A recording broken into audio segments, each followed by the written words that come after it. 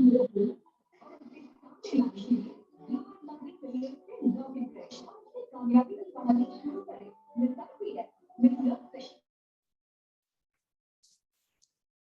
आप सभी साथियों को मेरा नमस्कार और आज के लाइव सेशन में स्वागत है। नमस्कार दोस्तों, राव साहब नमस्कार, और तमाम साथी जो आज का सेशन ज्वाइन किए हैं उन सभी का आज के इस लेट नाइट सेशन में स्वागत करता हूं।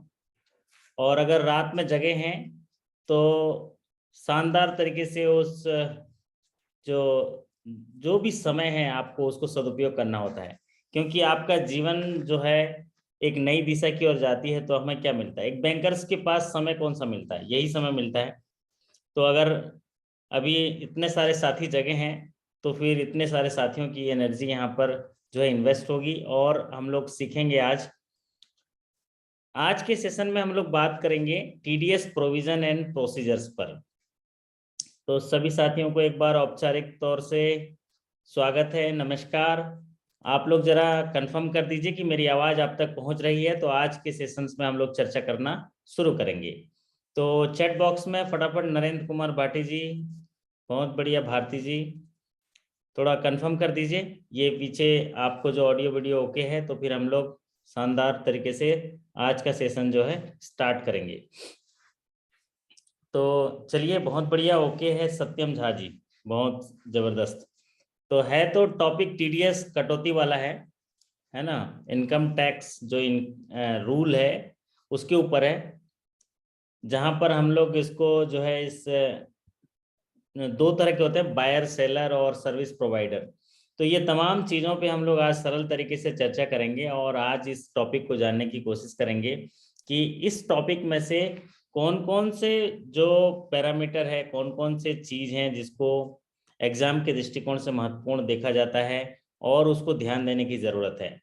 तो सबसे पहले आज जो है नए साथी भी कुछ जुड़े हुए हैं और बहुत अच्छे तरीके से जो है उन लोग तैयारी कर रहे हैं। तो सभी साथियों का एक बार पहले फिर से औपचारिक तौर से अभिनंदन करते हैं और आप सभी के अच्छे स्वास्थ्य की कामना करते हैं। तो चलिए, आज हम बात करने वाले हैं टीडीएस प्रोविजन एंड प्रोसीजर्स पर। तो जो टीडीएस प्रोविजन एंड प्रोसीजर्स है, ये इसमें किस तरह से पेमेंट पर टैक्स डिडक्शन होता है। तो जो भी इनकम आप करते हैं उस पर जो थ्रेशोल्ड लिमिट है, वैसे तो इनकम टैक्स एक्ट 1961 बहुत ही एक डिटेल जो उसमें एक्ट है। यहाँ जो शिवाजी माली जी भी जुड़े हुए हैं, तो शिवाजी, मेरी आवाज़ आप तक पहुँच रही है? बहुत बढ़िया। तो वो सिर्फ मेरी आवाज़ सुन पाएंगे, वो पीपीटी नहीं देख पाएंगे, लेकिन हम उनका बहुत ध्यान रखेंगे कि मेरी आवाज़ जो है उनके जो इस नॉलेज को जो है समझ पाएंगे। तो इसमें ध्यान देने वाली क्या बात है, ये जो सेक्शन है, कौन सा सेक्शन किस पेमेंट के लिए आता है। पीछे जो आपकी स्क्रीन चल रही है इसमें हमको जो इनकम टैक्स से जुड़े हुए सेक्शन है, इनकम टैक्स एक्ट 1961, और किस एक्ट के सेक्शन कौन से के इस एक्ट के कौन से सेक्शन के तहत कौन सा पेमेंट आता है और उसका थ्रेशोल्ड लिमिट क्या है, और उसमें जो टीडीएस रेट क्या जो है दिया गया है इनकम टैक्स रूल में। तो सबसे पहले बात करते हैं 192 सैलरी इनकम। हमारे तमाम साथी सैलरी इनकम पे हैं। तो सैलरी इनकम जो थ्रेशोल्ड लिमिट है उसका एक स्लैब है जो based on old and new tax regimes पर है। तो सैलरी इनकम की जो व्याख्या की गई है वो under section 192 of income tax act. तो इसको समझते हैं। सबसे पहले सैलरी इनकम में किस तरह से थ्रेशोल्ड लिमिट डिसाइड किए गए हैं और किस तरह से टैक्स रेट डिसाइड किए गए हैं।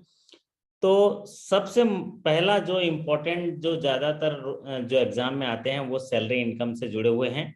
तो इसको हम लोग समझने के लिए इस स्लाइड को समझते हैं। इस स्लाइड को समझते हैं। जो नए tax regime income tax slabs के आधार पर, यहाँ पर जो नए इनकम टैक्स स्लैब के आधार पर है, तो इसमें जो रेट्स डिसाइड किए गए हैं कि अगर किसी का income slab up to income 2,50,000 तक है तो जो टैक्स का रेट है वो है निल। वो क्या रहेगा? जीरो रहेगा, जीरो। और अगर इनकम जो टैक्स का रेट है, अगर उसकी इनकम 2,50,001 रुपए से लेके 5 लाख रुपए है, 2,50,001 रुपीज से अप टू 5 लैक्स है, तो जो स्लैब का रेट दिया गया है 5%, from 5 lakhs 1 rupee to 7,50,000 rupees जो टैक्स रेट है 10%, 7.5 लाख से ज्यादा और 10 लाख तक है तो 15%, 10 लाख एक से लेके 12.5 लाख तक है तो 20%, और 12,50,000 एक से लेके 15 लाख तक है तो 25%, और अगर 15 लाख से ऊपर है इनकम तो ये 30%। और ये जो इनकम है फाइनेंशियल ईयर बेसिस पर है, सालाना बेसिस पर है। अब इस स्लाइड में से महत्वपूर्ण चीज क्या है, हमारा ये शुरू के जो 2 स्लैब हैं, इस स्लाइड में से शुरू के जो 2 स्लैब हैं, इन पर हमको रेट जो है यहाँ पर कि ज्यादातर सवाल पूछे जाते हैं कि कितने रुपए तक के जो इनकम है उस पर टैक्स की छूट है। तो जरा साथी हमारे कमेंट करके जरा टाइप करके बताइए कि कितने रुपए तक के जो इनकम है, अगर 192 under section 192 of income tax rule है, तो उसमें कितने रुपए तक की टैक्स, कितने रुपए तक इनकम पे टैक्स नहीं लगेगा।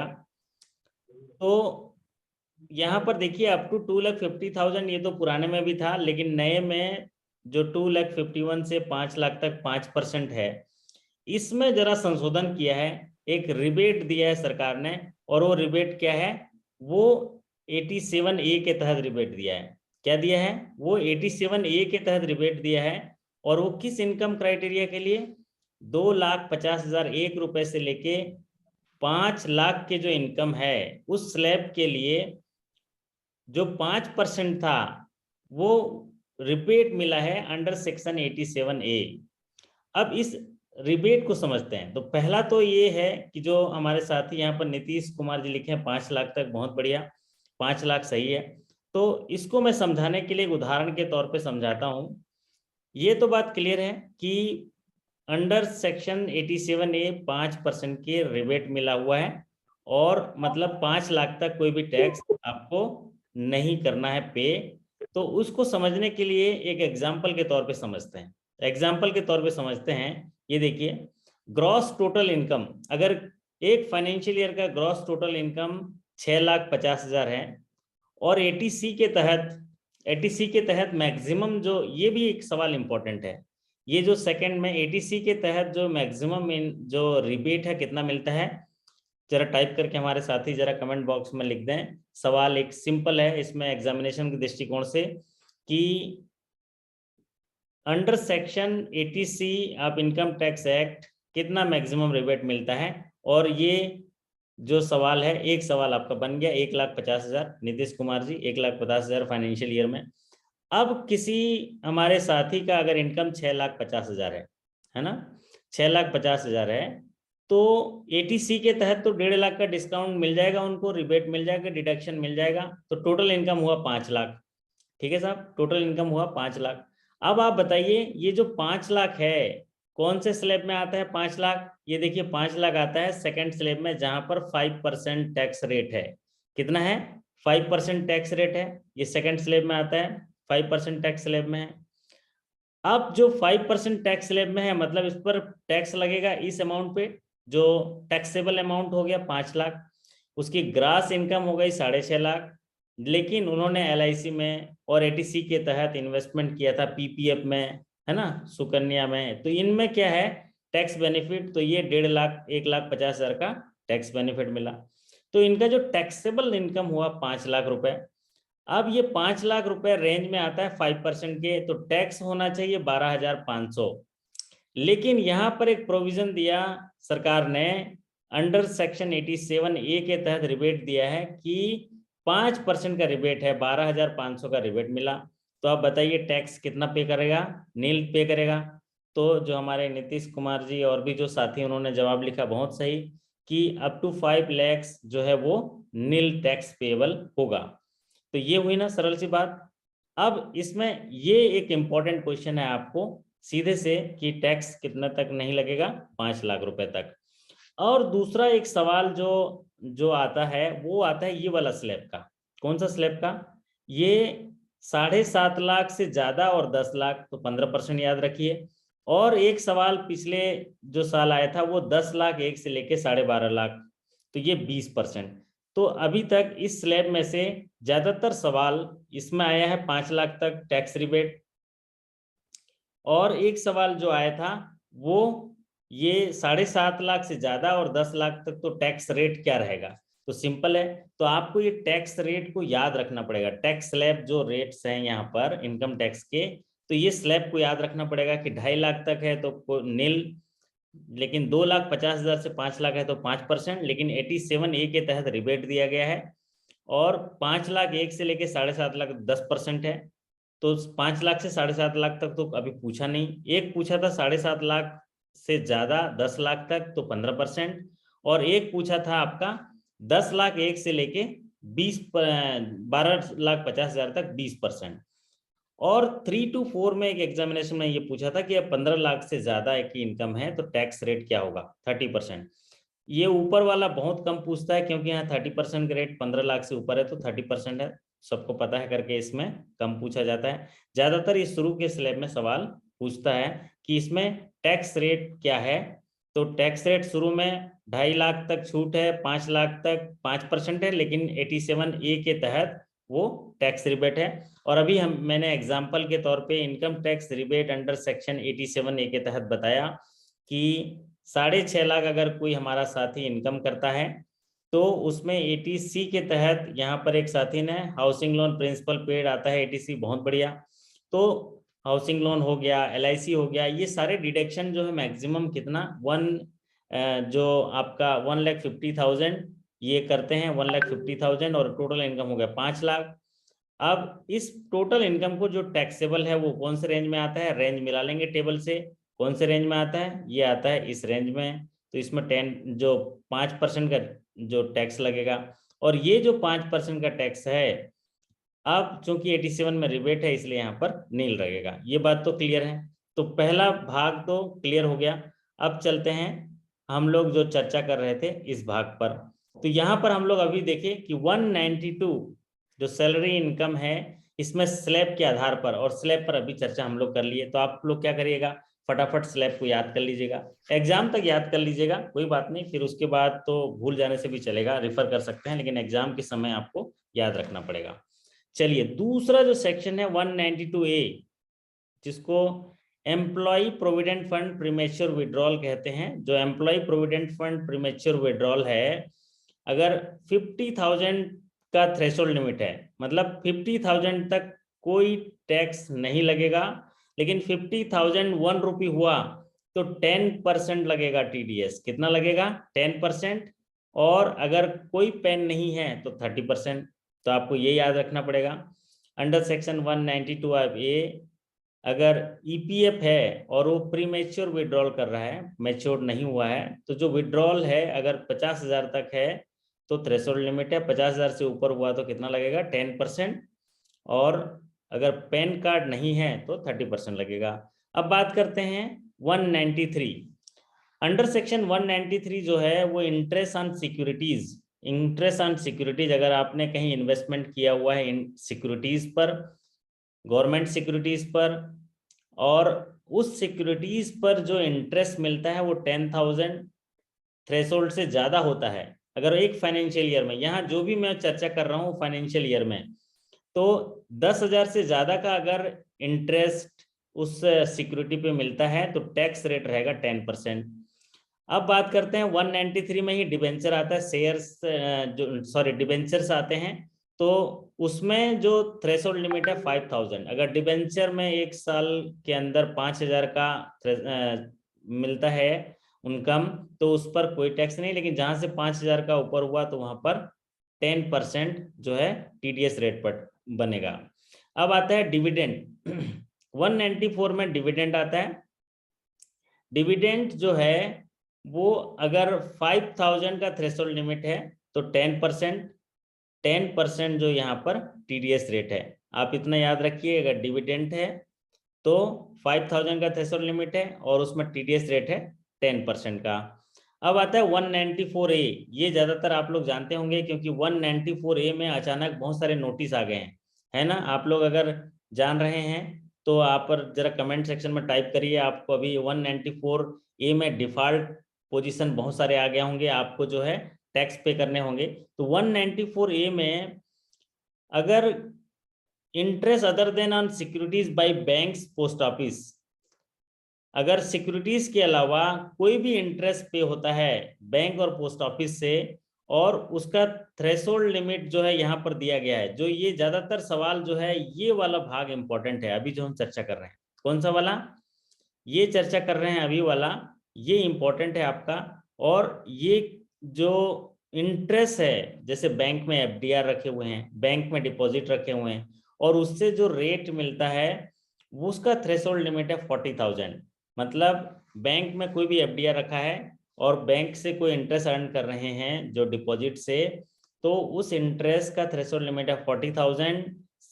तो टैक्स कितना लगेगा? 10%। तो 40,000 तक अगर इनकम सालाना कमाते हैं तो कोई टैक्स नहीं लगेगा, लेकिन 40,000 से जैसे ही ज्यादा हुआ तो टैक्स कितना लगेगा? 10%। और यही जो टैक्स है इंटरेस्ट ऑन बैंक डिपॉजिट्स या पोस्ट ऑफिस डिपॉजिट्स, अगर 50,000 से ज्यादा हुआ तो सीनियर सिटीजन के केस में 50,000, और जो नॉर्मल जो सिटीजन्स हैं उनके लिए 40,000। तो आपके लिए कौन सा इंपॉर्टेंट है? ये वाला इंपॉर्टेंट है साहब। ये तो बिल्कुल बिल्कुल आता है कि interest paid on deposits, bank deposit का थ्रेशोल्ड लिमिट है 40,000 और रेट है 10%। अगर सीनियर सिटीजन के केस में है तो 50,000। हो गया नहीं याद आपको? हमारे एक साथी बोल रहे हैं एमसीक्यू बनाइए। एमसीक्यू तो तैयार है मेरे साहब। एमसीक्यू आप अपने लॉगिन सेक्शन में जाइए, वहाँ एमसीक्यू सब 350 एमसीक्यू हैं 10,000 सवाल का। आप उनमें से छांट लीजिएगा, वैसे बना दूंगा आपके, आप जो सलाह देते हैं वो बना देते हैं। तो यहाँ पर ये इंपॉर्टेंट है, interest other than on securities 40,000। मतलब जो भी सिक्योरिटीज पे आते हैं तो 10,000 हो जाता है। पहले आपने देखा होगा 1 साल पहले ये 10,000 ही था सब में, सिक्योरिटीज हो चाहे डिपॉजिट हो। लेकिन अभी क्या है, डिपॉजिट पर जो इंटरेस्ट होगा वो 40,000 तक कोई टैक्स नहीं, और 40,000 से ज्यादा हुआ तो 10%, और सीनियर सिटीजन के केस में 50,000। अब बात करते हैं interest other than on securities by others. अगर बैंक और पोस्ट ऑफिस में कोई इंटरेस्ट अर्न करता है तो क्या क्राइटेरिया होगा? वो होगा 40,000 का और 50,000 का। लेकिन अगर बैंक और पोस्ट ऑफिस के अलावा कहीं और डिपॉजिट रखा है और वहां से इंटरेस्ट अर्न करना है तो उसकी लिमिट क्या है? 5,000। 5,000 से ज्यादा जो है, सर इस प्रोग्राम को रिकॉर्ड कर सकते हैं क्या? नहीं नहीं राव साहब, आप क्यों रिकॉर्ड करेंगे? बिल्कुल मत करिए।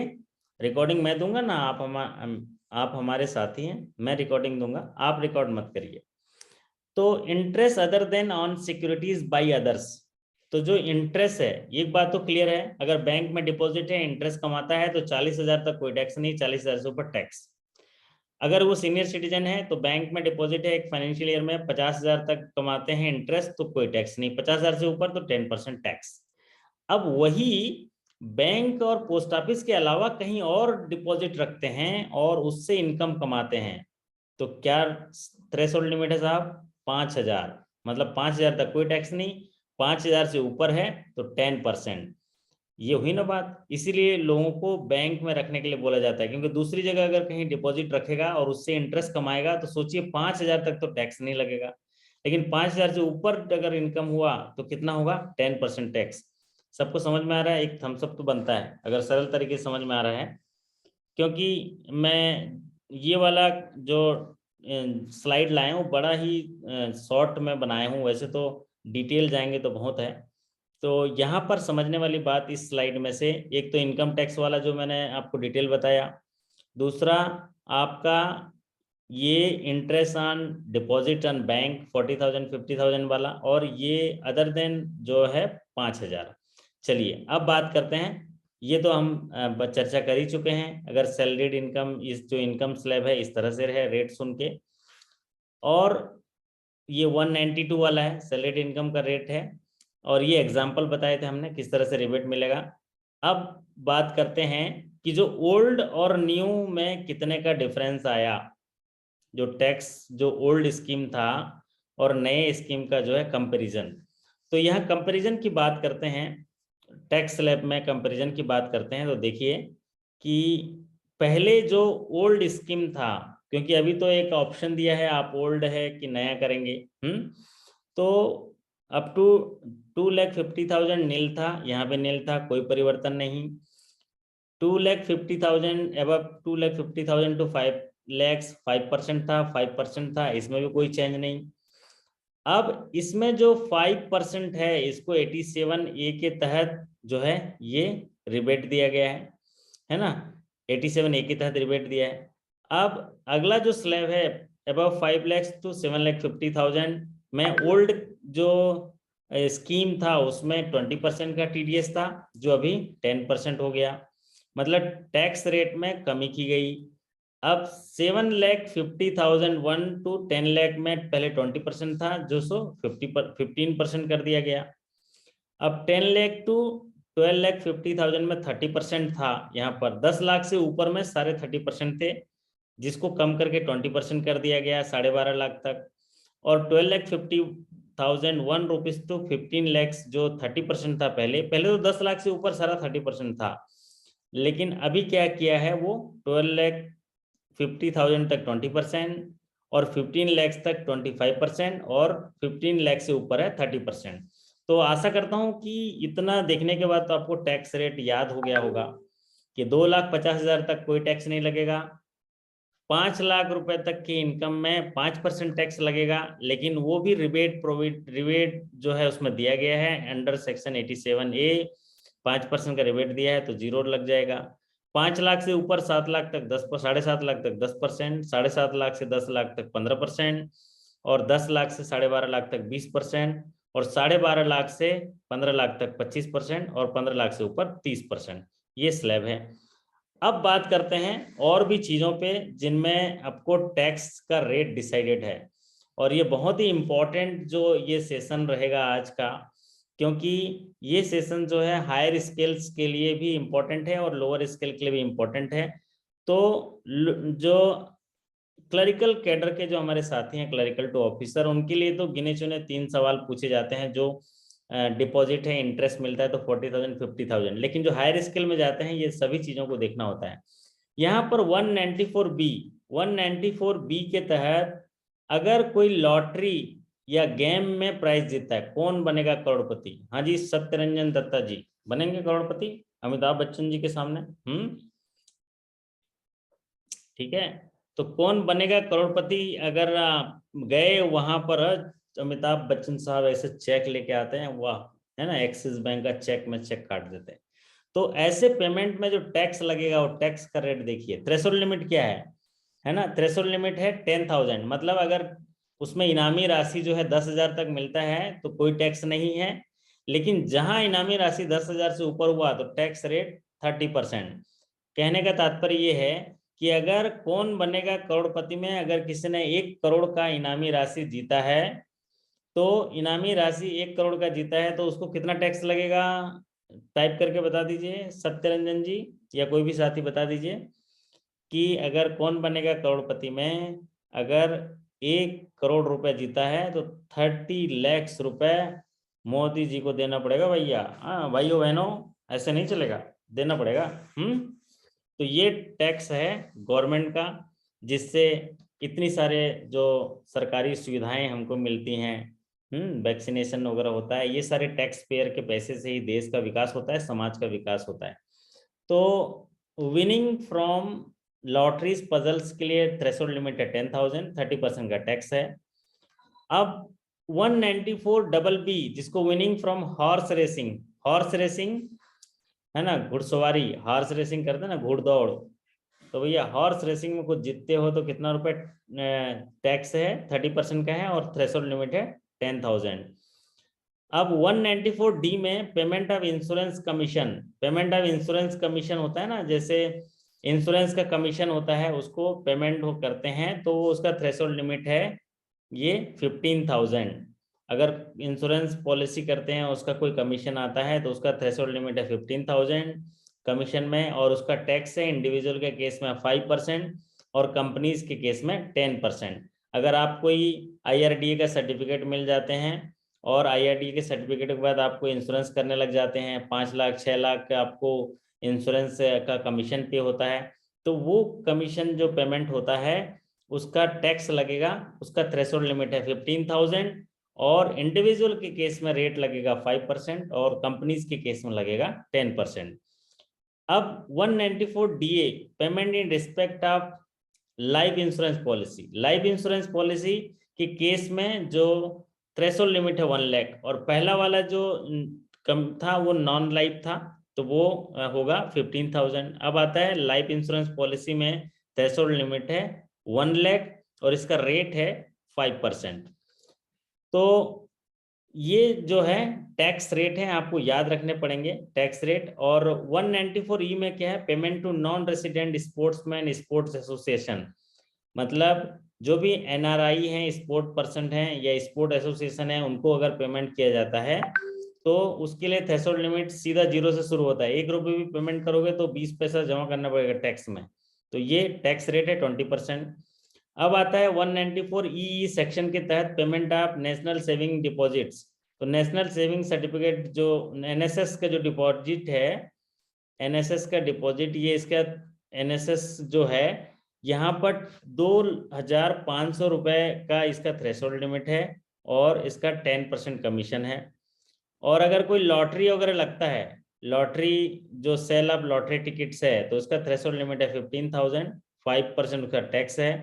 कमीशन ऑन ब्रोकरेज है तो उसका जो थ्रेशोल्ड लिमिट है 15,000 और उसका भी जो टैक्स रेट है 5%, उसका टैक्स रेट है 5%।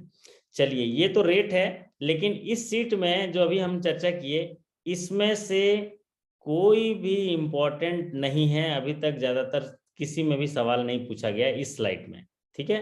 तो इस स्लाइड में आप जो है कोई भी सवाल जो है अभी तक एग्जामिनेशन पॉइंट ऑफ व्यू से पूछा नहीं गया है, आपकी जानकारी के लिए अच्छा है। अब जो इम्पोर्टेंट ज्यादातर सवाल पूछा जाता है, सबसे ज्यादा सवाल पूछा जाता है इस स्लाइड में से। इस स्लाइड में 194 जो आई है, 194I में rent of land building and furniture. अगर कोई व्यक्ति अपने जमीन को, अपने भवन को, अपने फर्नीचर को किराए पर देता है और उसका किराया 1 साल में 2,40,000 रुपए किराया आता है तो कोई टैक्स नहीं लगेगा एक फाइनेंशियल ईयर में। लेकिन जहां 2,40,000 से ज्यादा किराया मिला तो टैक्स रेट स्टार्ट हो जाएगा और वो टैक्स रेट कितना होगा, 10% होगा। कितना होगा, 10% होगा। तो यहां पर ध्यान देने की जरूरत है कि ये वाला हिस्सा इंपॉर्टेंट है आपका, ये दोनों, पहला और दूसरा, कि what is the TDS rate on the rent of land building and furniture, the threshold limit is, yes Satyam Jha ji बहुत बढ़िया। ऐसा कोई टाइप करते रहता तो अच्छा लगता है, हाँ मतलब ऐसा लगता है कि समझ में आ रहा है। तरुण जी बहुत बढ़िया। तो rent on land building and furniture जो है 2,40,000 याद कर लीजिए कि 2,40,000 का थ्रेशोल्ड लिमिट है साहब। अगर हमारे सत्यम झा जी अपना जो बिल्डिंग है उसको किराए पर दे देते हैं बैंक को और उसका किराया जो है वो अगर 40,000 है तो कितना होगा, 4,80,000 हो गया। तो टैक्स कितने रेट से लगेगा, मतलब 48,000 जो है 10% जो है यहाँ पर टैक्स लग जाएगा और बाकी चीज उनको मिल जाएगा। अगर वही जो रेंट है वो प्लांट और मशीनरी से आता है तो वहां पर 2% टैक्स लगेगा, लेकिन थ्रेशोल्ड लिमिट 2,40,000 ही है। यस, हाँ नींद आ रही है मेरे दोस्त हैं, नींद आ रही, चाय मंगाया जाए। हेलो, चाय चाय पी लीजिए, है ना यार, रेलवे स्टेशन बगल में होता तो चाय मंगा लेते हो। कोई बात नहीं। चलिए अब बात करते हैं कि यहाँ पर इंपॉर्टेंट क्या है, rent of land building and furniture 2,40,000 आपको याद रखना है और rent and plant and machinery भी 2,40,000। लेकिन TDS रेट लगेगा अगर बिल्डिंग के केस में 10%। जैसे हम लोग, एक उदाहरण बता रहा हूँ, बैंक किराए पर है, किसी ओनर रहता है उसका, तो अगर बैंक जो है किराए पर है तो उसमें इनकम 2,40,000 से ज्यादा अगर वो ओनर कमाता है तो टैक्स रेट लगेगा 10%। लेकिन अगर वहीं कोई जनरेटर वगैरह दे दिया है, जनरेटर प्लांट एंड मशीनरी दे दिया है ना, मशीन कोई दे दिया है किराए पर, तो उसमें 2% का टैक्स लगेगा, लेकिन बिल्डिंग के केस में ये 10% का टैक्स लगेगा, फर्नीचर के केस में 10% का टैक्स लगेगा। ठीक है, अब आता है नेक्स्ट 194 1IB। तो ये rent tenant has to deduct TDS individual who are not liable to tax audit. अगर टैक्स ऑडिट के लिए लायबल नहीं है तो 50,000 पर मंथ है, 5%। तो इस स्लाइड में से अगर देखा जाए तो ये 2,40,000 ही याद कर लीजिए, और बाकी जो है पढ़ने के हिसाब से समझ लीजिए कि अगर 194 IA में ट्रांसफर ऑफ इमूवेबल प्रॉपर्टी है अदर देन एग्रीकल्चर लैंड, अगर कोई इमूवेबल प्रॉपर्टी ट्रांसफर होता है, टाइटल डीड ट्रांसफर होता है और 50 लाख का जो है थ्रेशोल्ड लिमिट है, तो 1% जो है ट्रांसफर ऑफ इमूवेबल प्रॉपर्टी करते हैं तो 1% TDS रेट लगेगा। अगर जो payment of monetary consideration under joint development agreement होते हैं मॉनेटरी कंसिडरेशन के लिए, तो 10% लगेगा, चाहे वो 1 रुपए का हो चाहे 100 रुपए का हो। एक इंपॉर्टेंट यहाँ पर ये वाला पार्ट है, fees for professionals and technical services. Fees for professional and technical services, एक फाइनेंशियल ईयर में अगर 30,000 से ज्यादा कमाते हैं तो 2% लगेगा।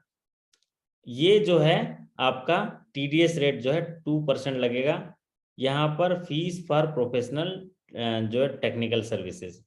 अब यहाँ पर जो बात करते हैं प्रोफेशनल कौन होता है, जैसे चार्टेड अकाउंटेंट हो गए, है ना, एडवोकेट हो गए, तो इनको जो है जो प्रोफेशनल या टेक्निकल सर्विसेज जो हैं यहाँ पर जो TDS लगेंगे वो उसका थ्रेशोल्ड लिमिट पूछता है 30,000। अब इमूवेबल प्रॉपर्टी के केस में तो आपने देख लिया, यहाँ पर एक और इमूवेबल प्रॉपर्टी केस में दिया हुआ है, यहाँ पर कंपनसेशन ऑफ एक्विजिशन है तो वहाँ 10% लगेगा। Bankers is not professionals, professional banker कहाँ है, वो तो एम्प्लॉय सैलरीड है ना, सैलरीड है, प्रोफेशनल फ्रीलांसर थोड़ी ना है ना। चलिए अब बात करते हैं, और बहुत सारे टैक्स रेट हैं। अब जैसे interest on infrastructure bond to NRI, अगर कोई NRI है उसको इंफ्रास्ट्रक्चर बॉन्ड में इन्वेस्टमेंट किया है और उसमें अगर इंटरेस्ट मिलता है तो 5% का टैक्स रेट है। अगर गवर्नमेंट सिक्योरिटीज और बॉन्ड में इन्वेस्टमेंट किया है तो 5% का टैक्स है, चाहे वो 1 रुपए का हो चाहे 100 रुपए का हो।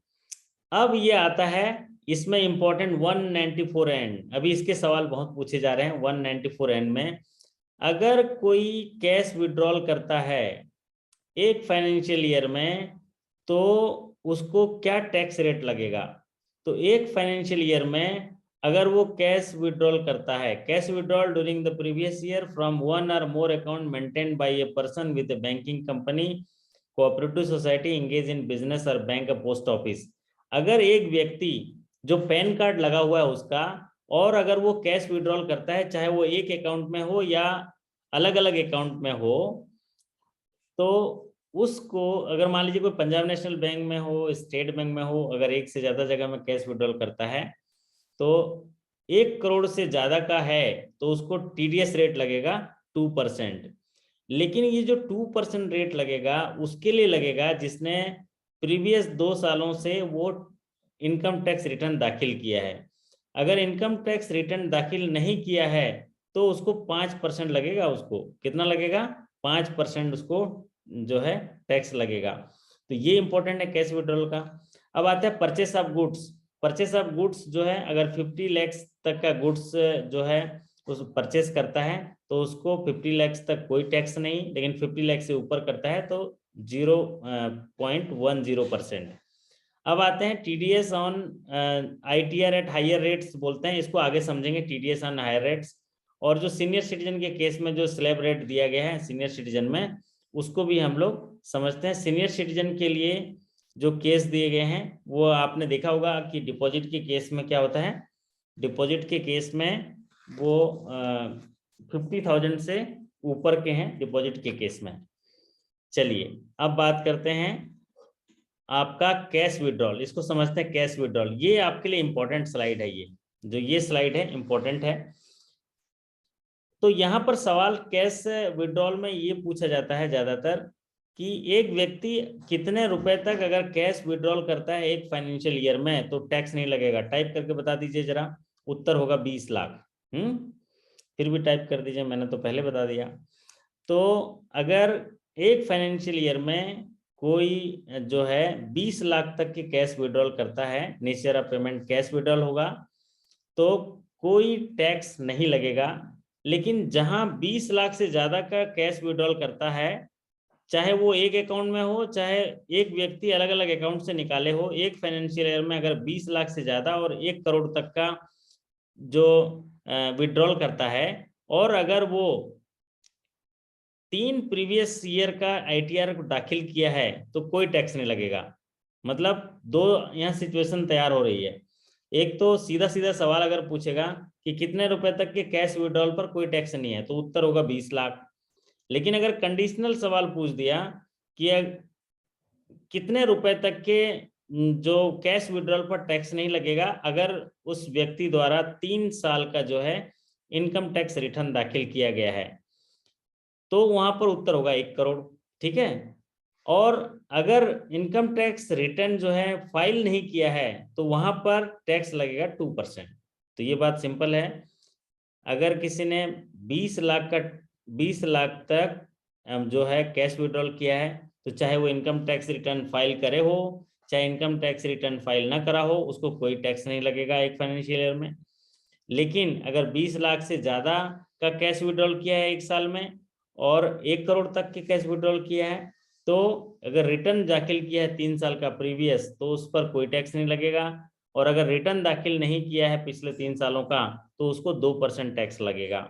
लेकिन जहां 1 करोड़ से ऊपर का कैश विड्रॉल होता है, तो 1 करोड़ के ऊपर के कैश विड्रॉल में इनकम टैक्स रिटर्न दाखिल किया है तो 2% लगेगा टैक्स, और अगर इनकम टैक्स रिटर्न दाखिल नहीं किया है तो 5% लगेगा। वो कितना लगेगा? 5% लगेगा। Just for information 194N is also informative. Customer बहुत क्वेश्चन करते हैं, स्पेशली करंट अकाउंट होल्डर। बहुत बढ़िया, वो तो करेंगे ही, उनका पैसा कट जाता है ना टैक्स के रूप में, तो वो प्रोडक्ट कोड के हिसाब से रहता है। आगे बताऊंगा किस किस अकाउंट में लगना चाहिए, किस किस अकाउंट में नहीं लगना चाहिए। ठीक है। तो ये जो टीडीएस अंडर सेक्शन 194N है, ये जो है आपके एग्जाम दृष्टिकोण से बहुत ही इंपॉर्टेंट है मेरे साथियों। तो इसको समराइज कर देता हूँ इस पेज को।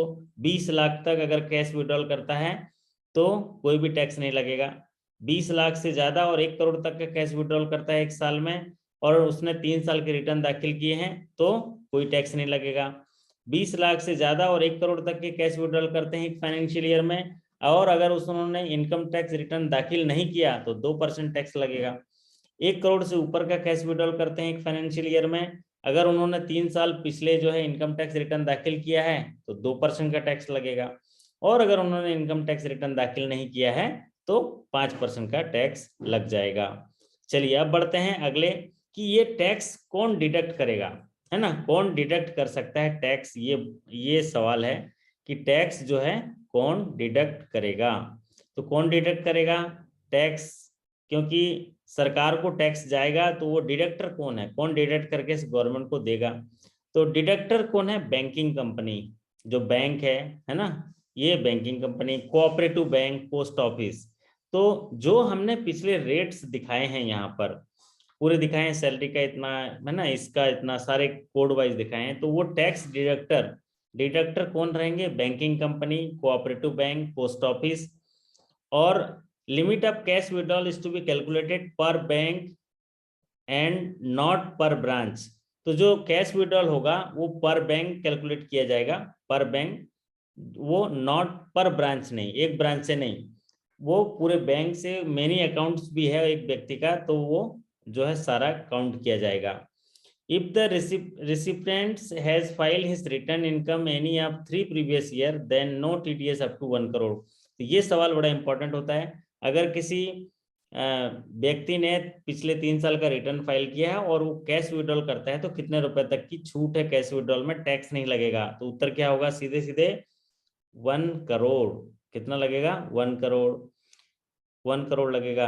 ये पूछ रहे हैं सवाल, what is the ledger folio charge? Sir, ledger folio charge है कि जो अकाउंट का स्टेटमेंट होता है ना, उसका एक एक लेजर आता है, तो उसका चार्ज है, वो आपके सर्विस चार्ज में देख लीजिएगा, आपके सर्विस चार्ज पॉलिसी में देख लीजिएगा, है ना। वो इसका टीडीएस का नहीं है, वो आपका इंसिडेंशियल चार्जेस है। चलिए अब बात करते हैं कि टीडीएस ऑन कैश विड्रॉल जो बात कर रहे थे कि ये किसको नहीं लगेगा, है ना। अभी हम लोग चर्चा किए ना इंपॉर्टेंट चीज कि अगर 20 लाख तक कोई कैश विड्रॉल करता है तो उस पर कोई टैक्स नहीं लगेगा। 20 लाख से 1 करोड़ तक करता है, रिटर्न फाइल किया है तो वो टैक्स नहीं लगेगा, और 1 करोड़ तक लगा है, रिटर्न फाइल नहीं किया है तो उसको 2% लगेगा, और 1 करोड़ से ऊपर है तो रिटर्न फाइल किया है तो 2%, रिटर्न फाइल नहीं किया तो 5%। अब किसमें जो है कौन कौन पेई पर ये एप्लीकेबल नहीं है, तो एनी गवर्नमेंट बॉडी अगर कैश विड्रॉल करता है तो इस पर ये एप्लीकेबल नहीं है। Any bank including cooperative bank, अगर बैंक जो है कैश विड्रॉल करता है, मान लीजिए स्टेट बैंक में आपका करंट अकाउंट है, आप जाके वहां 5 करोड़ निकाल लेते हैं, 4 करोड़, क्योंकि एक फाइनेंशियल ईयर में तो आप अगर उतना कैश निकाल लिए तो उसमें जो है टीडीएस नहीं लगेगा। Any business correspondent of banking company, तो कोई भी जो बीसी है ना, जो बिजनेस कॉरेस्पॉन्डेंट है, क्योंकि देखिएगा आपको बिजनेस कॉरेस्पॉन्डेंट को एक अकाउंट, करंट अकाउंट दिया जाता है और उसमें उस लिंक होता है उसके डिवाइस से, वो ह्यूज ट्रांजेक्शन करता है, टर्नओवर करता है, तो उसको जो है वहां पर कमीशन मिलता है। तो अगर वो कैश विड्रॉल करता है, क्योंकि उसको कैश पेमेंट करना होता है मशीन में, तो उसको जो है ये टीडीएस नहीं लगेगा। Any white level ATM operator of any bank, तो जो वाइट लेवल एटीएम है वो जो उनको टैक्स नहीं लगेगा। और any other person notified by the government, और गवर्नमेंट द्वारा कोई नोटिफाइड पर्सन है उनको ये टीडीएस नहीं लगेगा कैश विड्रॉल पर। अब एक एग्जाम्पल मैं आपको यहाँ बताता हूँ, एग्जाम्पल के तौर पे, है ना, तो धीरे धीरे जो है आपको समझ में आ जाएगा, इस एग्जाम्पल के माध्यम से क्लियर पिक्चर हो जाएगा कि टैक्स कैसे लगता है। यहाँ पर एक एबीसी लिमिटेड जो है एक अकाउंट होल्डर है, और यहाँ पर वो अकाउंट होल्डर जो है कैश विड्रॉल करता है। तो बैंक ऑफ इंडिया का ये जो ब्रांचेस है, एक फाइनेंशियल ईयर में 1 जुलाई 2020 को दिल्ली ब्रांच से 70 लाख रुपए विड्रॉल किया, 1 अक्टूबर 2020 को कोलकाता ब्रांच से 80 लाख विड्रॉल कर लिया, और 1 दिसंबर 2020 को जो है चंडीगढ़ ब्रांच से 90 लाख जो है वो विड्रॉ कर लिया कैश में। अब ये जो विड्रॉल है वो पर बैंक जो है ये विड्रॉल है। अब इस केस में देखिए यहाँ पर फॉर्मूला क्या है, मैं बताया था 20 लाख तक कैश विड्रॉल होता है एक फाइनेंशियल ईयर में तो टैक्स नहीं, 20 लाख से ऊपर है और 1 करोड़ तक है तो इनकम टैक्स रिटर्न फाइल किया है तो 2% का टैक्स लगेगा। अब ये तो एबीसी कंपनी है और इसने इनकम टैक्स रिटर्न फाइल किया है, तो यहाँ पर 1 जुलाई 2020 को जो 70 लाख विड्रॉल किया है इस पर टैक्स नहीं लगेगा, क्योंकि ये 1 करोड़ तक के टैक्स की बात ही नहीं है, क्योंकि ये रिटर्न फाइल किया हुआ है। ठीक, अब 1 अक्टूबर को जब ये 80 लाख निकालने आता है तो इस पर टैक्स कितना लगेगा, तो यहाँ पर देखिए 1 अक्टूबर को ये 80 लाख रुपए निकालने आया तो पहले तो 70 निकाल चुका है, तो दोनों मिला के कितना हुआ 1.5 करोड़, तो 1.5 करोड़ जो है वो 1.5 करोड़ में से 1 करोड़ माइनस कर देंगे, 1 करोड़ तक के टैक्स नहीं है तो बचा कितना 50 लाख, तो 50 लाख पर 2% जो है टैक्स निकालेंगे और वो कितना होगा 2%, वो होगा 1 लाख रुपए। तो 1 लाख रुपए हम यहाँ काट लेंगे, उसके पेमेंट में से 80 लाख में से टैक्स लग जाएगा। ठीक है, 80 लाख निकालेगा 1 लाख टैक्स कट जाएगा। अब 1 दिसंबर 2020 को ये 90 लाख लेके आता है, 90 लाख निकालता है तो 90 लाख का जो है फिर यहाँ पर उसको जो है 2% और लगेगा 1,80,000, तो इस तरह का टैक्स कैलकुलेशन होगा। आप समझ गए, 70 लाख रुपए निकालने आया तो कोई टैक्स नहीं लगेगा, क्योंकि 70 लाख 1 करोड़ तक को टैक्स क्यों वो उसकी छूट है, रिटर्न फाइल किया हुआ है। अब जहां भी 1 करोड़ से ऊपर हुआ 1 करोड़ 50 लाख तो 1 करोड़ तक तो कोई टैक्स नहीं, 1 करोड़ से ऊपर में टैक्स लगेगा तो 50 लाख का यहाँ 2% और यहाँ पर 90 लाख का 2%, तो इसको जो है उस फाइनेंशियल ईयर में 2,80,000 का टैक्स लगेगा टीडीएस ऑन कैश विड्रॉल। आशा करता हूं कि आपको सरल तरीके से समझ में आ गया होगा।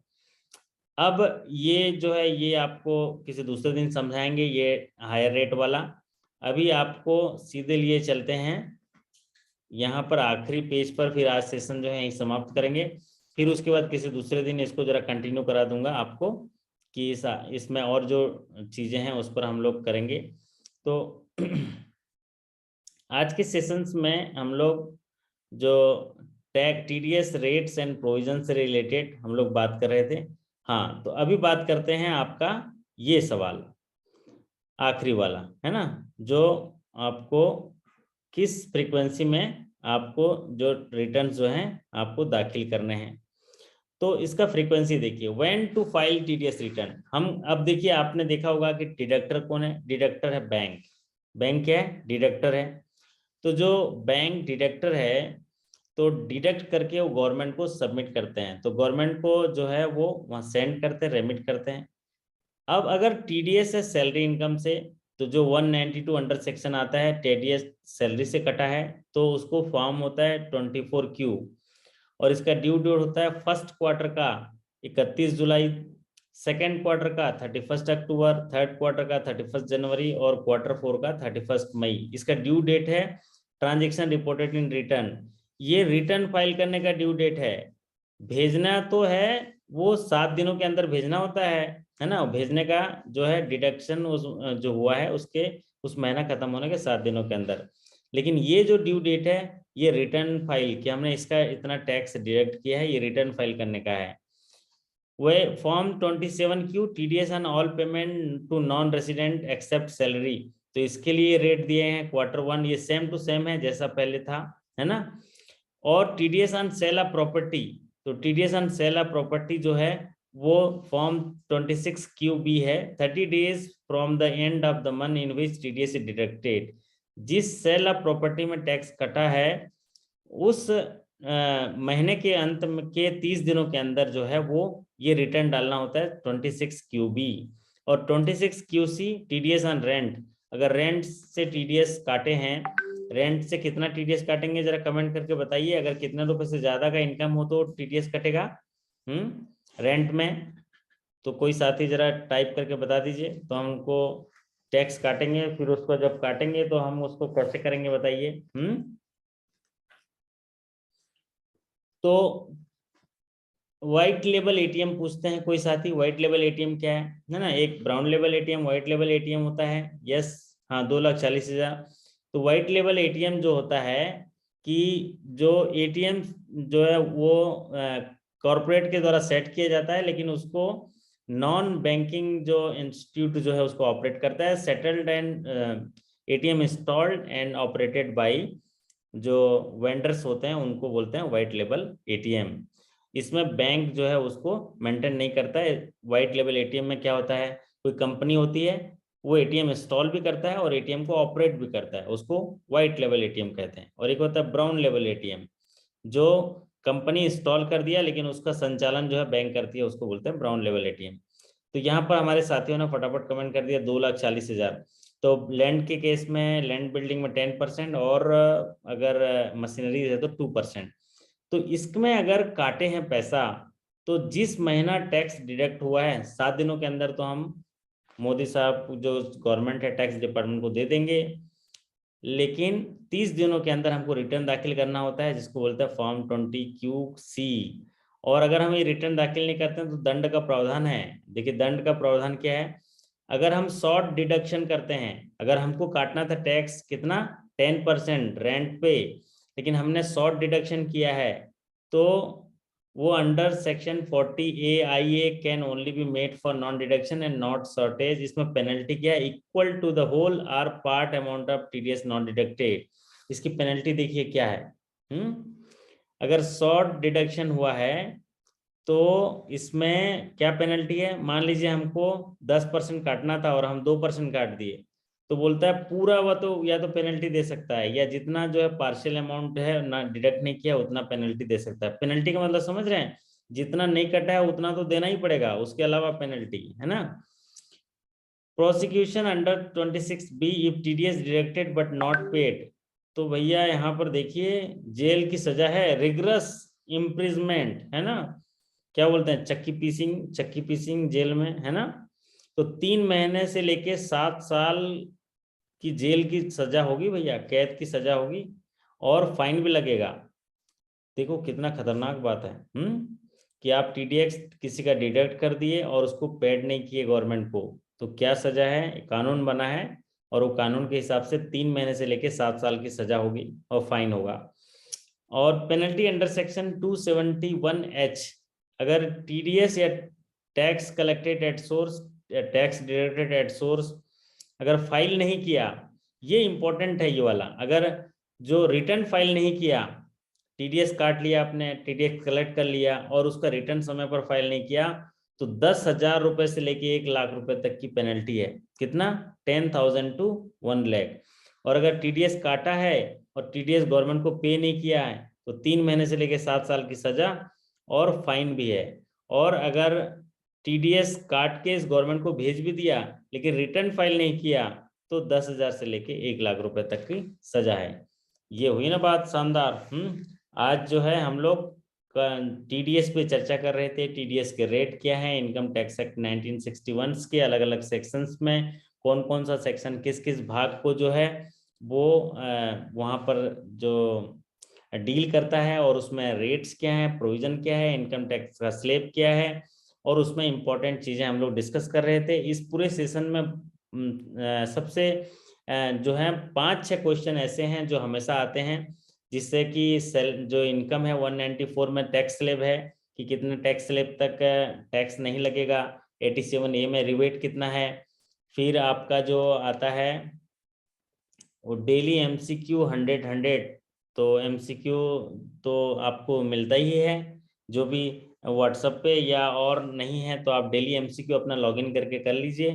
10,000 का क्वेश्चन जो है वो आपके वेबसाइट पर है और मोबाइल ऐप पर 5,000 क्वेश्चन है। आप सोचिए इतने सारे क्वेश्चन आपको दिया हूँ, डेली जो है आप वो करिए, और उसमें से अगर किसी क्वेश्चन का आंसर पुराना होगा या कहीं डाउट लग रहा है तो आप मुझे बता दीजिएगा, मैं उसको ठीक कर दूंगा। जो भी साथी रिपोर्ट करते हैं उनको ठीक करते जाता हूँ। तो चलिए, ये आज का सेशन कैसे लगा, इसमें आपको कुछ पूछना है तो आप पूछ सकते हैं। आज के सेशंस में हम लोग income tax rates and provisions पर बात कर रहे थे। आशा करता हूँ कि सरल तरीके से आपको समझ में आ गया होगा। तो 2-3 मिनट, हम लोग 4 मिनट में आपके साथ और हूँ, तो कोई साथी अगर कोई सवाल पूछना चाहते हैं तो स्वागत है, नहीं तो फिर हम लोग सेशन यहीं समाप्त करेंगे। काफ़ी इंटरेस्टिंग सेशन रहा इनकम टैक्स पे, और आपको मतलब मैं आशा करता हूँ कि आपको सरल तरीके से समझ भी आया होगा। वाह, शानदार कलर बनाए सतीश कुमार जी, है ना? तो सतीश कुमार जी का देखिए एकदम बिल्कुल, है ना, नीला कलर लगाया है ना, नींद आ जाएगा देख के। सुधीर कुमार जी, यस। कोई साथी जो है कुछ पूछना चाहेंगे तो अपना माइक्रोफोन वीडियो ऑन करके पूछ सकते हैं। स्वागत है, बात करना चाहते हैं तो बात कर सकते हैं। Any single video on all revise question. वाह तरुण जी, हाँ जी, सिंगल वीडियो कहाँ से मिलेगा इतना? ऑल रिवाइज क्वेश्चन का सिंगल वीडियो नहीं है साहब। शॉर्टकट मत ढूंढिए, डेली पढ़ते रहिए। जीपी मीना जी बताइए। 3 to 4 के क्वेश्चन जो रिकॉल्ड है वो थोड़ा आप से 3 to 4 के लिए सही। हाँ हाँ, जो रिकॉल्ड क्वेश्चंस हैं वो शेयर करोगे सर? मिल जाएगा। 3 to 4 के लिए रिकॉल क्वेश्चन मिल जाएगा। आपने क्या मोबाइल ऐप में रजिस्ट्रेशन किया है?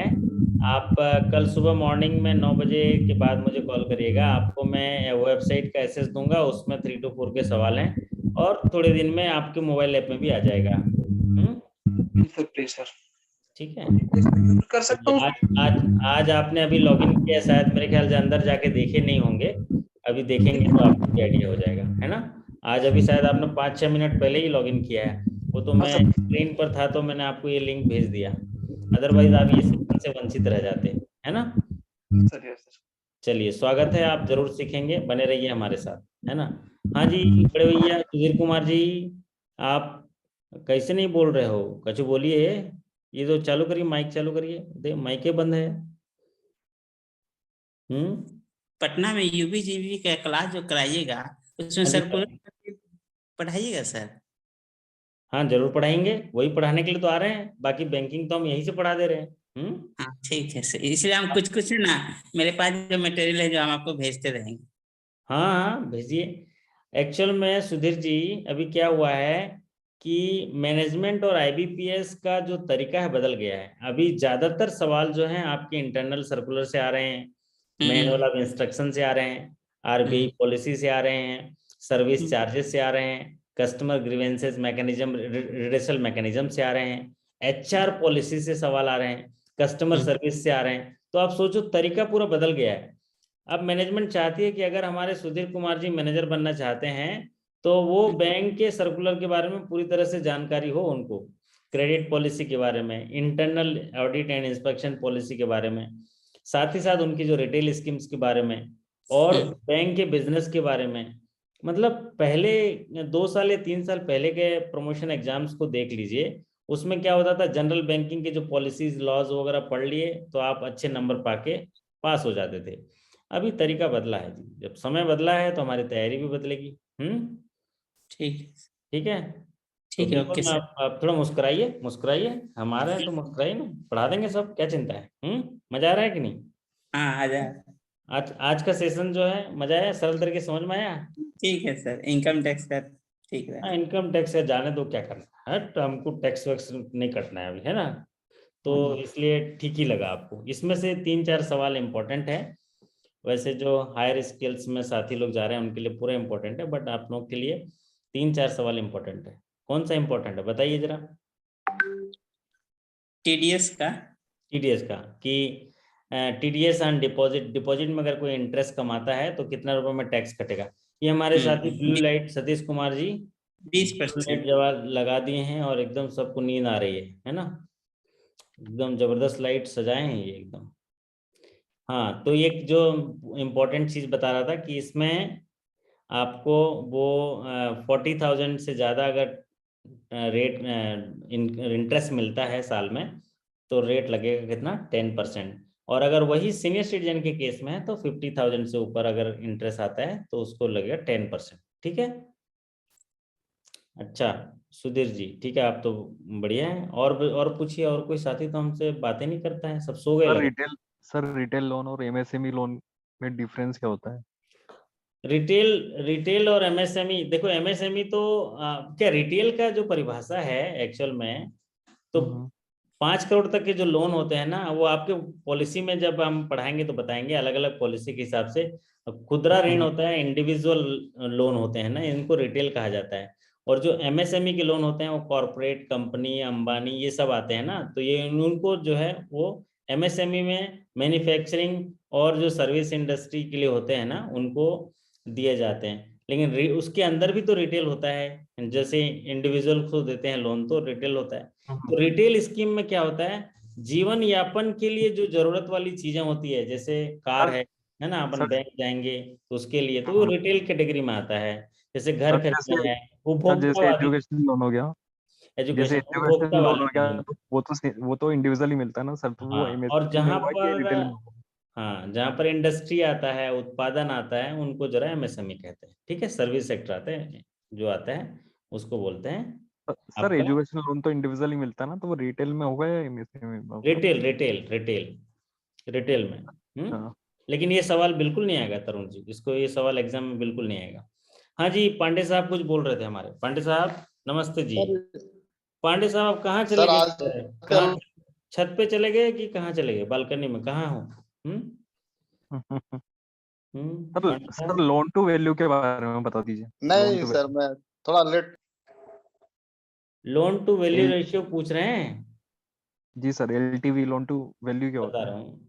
अगर आप किसी को लोन दिए हैं, मान लीजिए लोन 100 रुपए लोन दिए, ठीक, हम्म हम्म, मतलब 100 रुपए का प्रोजेक्ट है, सौ ठीक है। रुपए उसका वैल्यू है, तो हम पूरा पूरा तो लोन नहीं देते हैं। मान लीजिए एक घर की कीमत 100 रुपए है, कितना है, 100 100 रुपये। रुपए। हम कितना लोन देंगे उसको?